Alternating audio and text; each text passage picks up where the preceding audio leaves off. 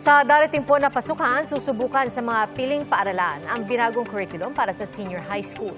Ipinauubaya naman ng DepEd sa Kongreso ang panukala ng isang senador na buwagin na ang senior high. Yan po ang pinusuhan ni Mark Salazar sa Barangay Saksi Online.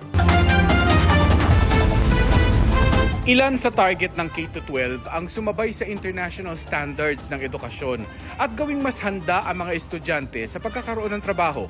Pero para kay Senador Jinggoy Estrada, hindi epektibo ang programa. 12 taon na raw kasi pero hindi pa rin nakakamit ang nais tugunan nito.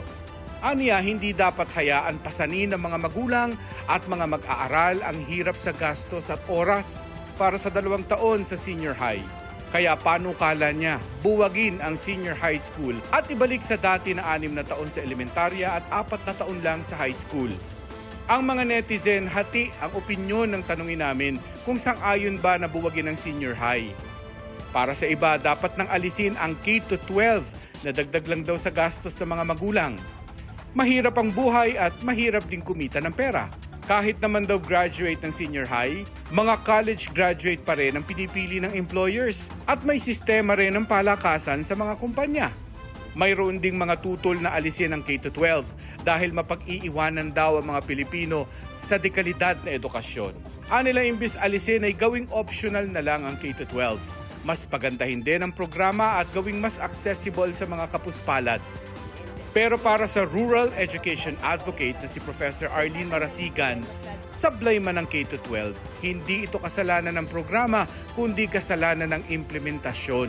Whether we are ready or not during the time of President Aquino, we push for it because that's the demand and the need for global competitiveness. Nung inaproban ang senior high school, kulang na kulang po tayo sa resources. It's not the issue of walang pinagbago, but it's the issue of lack of preparedness. Hindi katwiran na dagdag gastos lang ang senior high, kaya wag na lang.